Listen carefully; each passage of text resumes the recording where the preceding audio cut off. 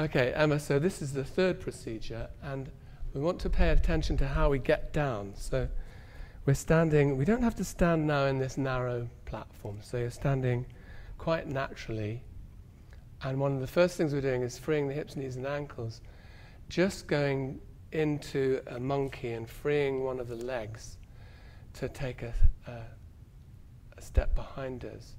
Shifting the weight slightly, you can come to both legs and just come towards the end of the mat.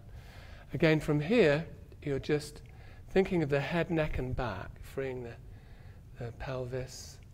Maybe you might just want to touch the wall so you get a sense of leaning forward so that you can free the hips and move down so that you're coming quite far down and then placing the seat bones over the heels.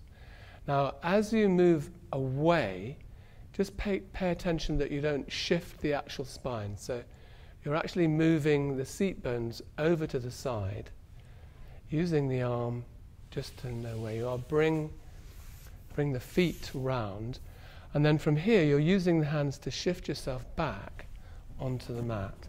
And then you're coming to the mat again, using the hands behind you to get a sense quite freely of where those legs are in relationship to the surface we're going to rest them on. Now from here, you're moving the hands so that they face the wall, so you're moving them backwards. You're shifting back, moving the pelvis a bit forward, and then you're curving through the lower back, very good, and placing the weight on the elbows. This is a point where you need to check that you haven't shifted the spine over to one side as you've done that. So just check that.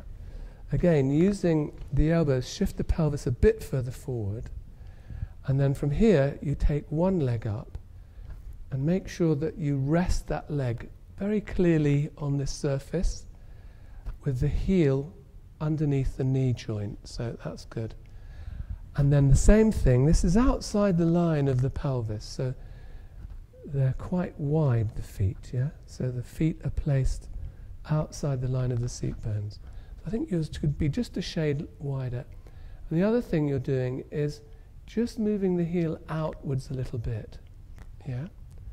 And from there, again, you're curving through the spine, taking the head so you don't tighten the neck too much, and finding, again, with that mastoid process, where the head rests on the little support that you've got, so that the head doesn't shorten. The support underneath here serves to not shorten the cervical vertebra, the curve of the spine.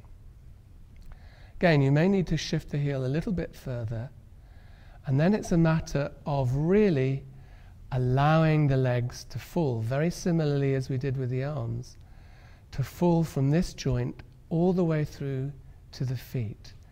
Again, that means that you need to think very clearly about the weight falling into the big toe joint, the little toe joint, and the heel. And making sure the knee is slightly inside the trochanter. So if the knee is outside of the trochanter, the weight of the leg will pull the foot away from the wall. So you want to center the knee inside the iliac crest, which you can feel here. Yeah? If we move the arms up a little bit, just above the intercostal arch, that allows us to feel the shoulders, the shoulder blade, falling into the floor. Again, we're really thinking about the weight of the head. And this time we're just resting to allow gravity to pass the whole way through the length of the spine.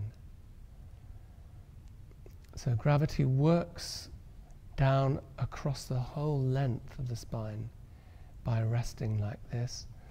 And then, of course, the other thing we're trying to do is to just allow the muscles of the inside of the thigh to release a little bit so that there isn't any muscle tension holding the pelvis off the floor. So you really have a lot of weight coming into the superior, posterior, iliac spines and the sacrum. so that the whole of the pelvic cradle can rest quite beautifully on this surface, which enables the platform for the femur, both femurs, to fall through to the knee into the foot. So again, you're allowing the musculature of the leg to actually start to release and fall through to the foot. And you're stimulating some of the reflexes of the foot so that the tiny muscles between each joint, each of the metatarsal joints, can start to open up a little bit, and the foot can start to really find a sense of connection through the wall, through that floor, through that surface. Again, we might want to just adjust. Once we've allowed that to happen, we might just want to gently note where the head is again, maybe. Adjust it so that it feels that you can really allow the weight of the head to rest. And then from there, I think we'll allow the arms to come down to the side, because again, we're re-experiencing now in a different way the resident sensations of the arm when it's at rest, which is something similar to what we were doing in procedure 2. And again, this is another exercise in attention and observation to make sure that you can release particularly some of the muscles up near the hip joint and the inner thigh, so that you can fully allow the weight of the leg to fall away from this pelvic cradle. Similarly, while you're doing that, you're also noticing if you can allow gravity to act on the whole length of the spine, from the coccyx all the way up through to the atlanto-occipital joint at the top.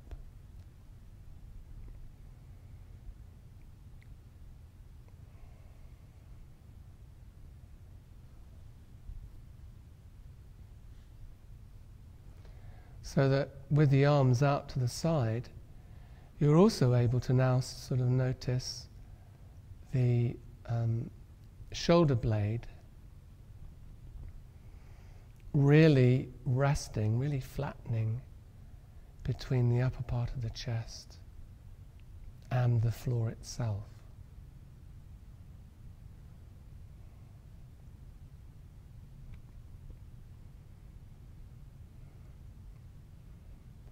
You may also need to just gently move the heel further down so that you can feel real clear weight through the whole foot itself.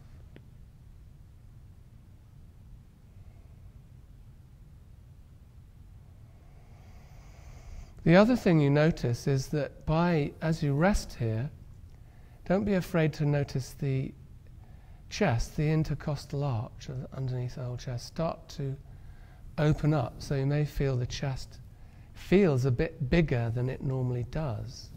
But here you're getting this nice openness in the rib cage and a sense of separation between, the intercostal arch underneath and the iliac crest and the rim of the iliac, the rim of the pelvis. So that there's a little bit more space and room for a lengthening of the flexors. All of the flexors really are in this position where they can rest. So from the sternocleidomastoid over all the way through to the abdominals and then down into the quads and into the sartorius as well. All of these flexors, and even into the flexors for the ankles. So this allows all the flexors in the front of the body to start to release and find a natural length with gravity working along the length of the spine.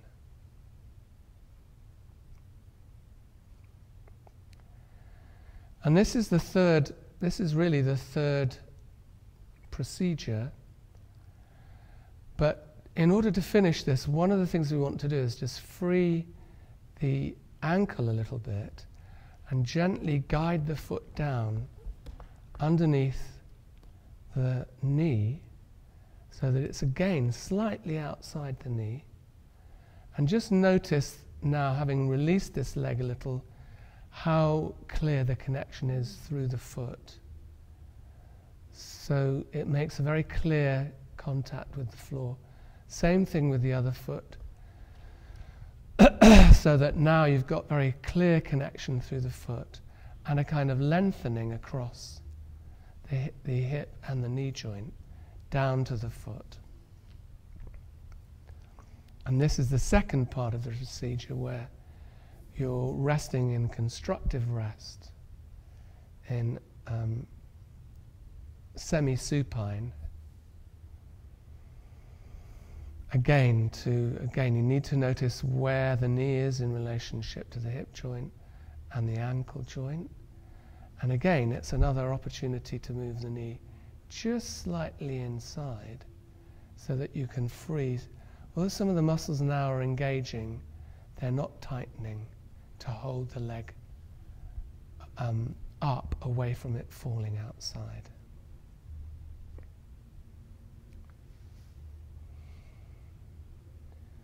And spending a moment like this. And then once we've spent a couple of minutes here, then it's important to look at the way we get up. So the first thing we do is use the eyes, again, to turn the head round, look to the side, very much like we did in the very first procedure. As we do that, we're engaging the fingers of the other arm and moving the wrist up above the elbow, and then keeping the connection into the shoulder blade, reaching the arm across and looking to the shoulder. As we reach round, we're going to roll to the side. Again, you might need to adjust the support just so that you can rest your head. And then from here, we're turning the head round to look behind the shoulder. As we do that, we're pressing up, finding both hands, good. And then from here, let the head move forward to press forward into quadruped. And just find quadruped for a minute. Again, freeing the hips, knees, and ankles to reach back. As we do that, we can then move the head forward and up and take a step and stand. And then we're just standing, coming up. And then we're standing back into the first procedure.